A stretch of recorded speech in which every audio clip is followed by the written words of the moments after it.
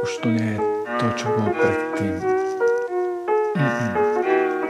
Nie je to to, čo bolo predtým. Keď ti tvoja stará zloží a začína to škrípať, pochybnosti vloží a začne do teba rýpať. Skúša nové hranice, mal obávať si sa skôr, hádže ti pred nos kačice a strácaš svoj vzdor. Rozmýšľaš, kde je chyba a čo si všetko spáchal. Vyzeráš ako kokot, nevieš, čím novým by si začal. Vieš, že ona vie to, že sa snažíš asi trápny. Chceš ju stále zachrániť, byť jej psom strážnym. Ale predsa sú momenty, keď to stále stojí za to. Došli ti už komplimenty, nevieš, či si šašo. Má na teba nervy vážne, či len to hrá, keď si z hrúdy.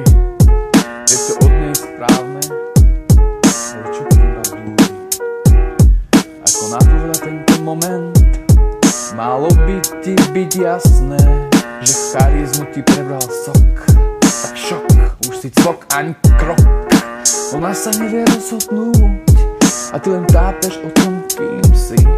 Tvoj hlas ti káže ani hnúť, skončili sa sladké dni. Nepíš, že už nevolá, a keď už zdvihne, ma ťa zavolá, že ti chýba pokora a že ide s Pavlom do kúpeľa. Tak táhni ty fúria, si sprosté a ber sa preč. Zvláštna táto akcia navrátila jej na chvíľu reč.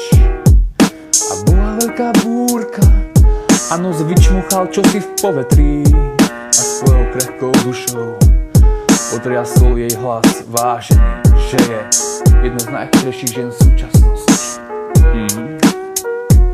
A že to povedalo nemalo serióznych osobností. Čo to je za pičovinu? Čo to, že? Čože? Myslíš vážne?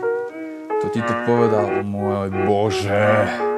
To sa chce dostať k žene, zahaluj veci skvelé a šepne niečo krásne. Nech otvorí si dvere. Naletila tomu, čo rozpráva, to, čo zorničky roztvára. Keď od nohavičky sa chce dostať, tak sa žena. Nevidím už veľmi moc, je to predsa žena. Nemôžem ju nenávidieť, podržal by som ju, ak by bolo treba. Celé fronty mužov a žien plačú tajne bez veľkých zmien. Postavená éra v klamstvách, pádame, toho viem.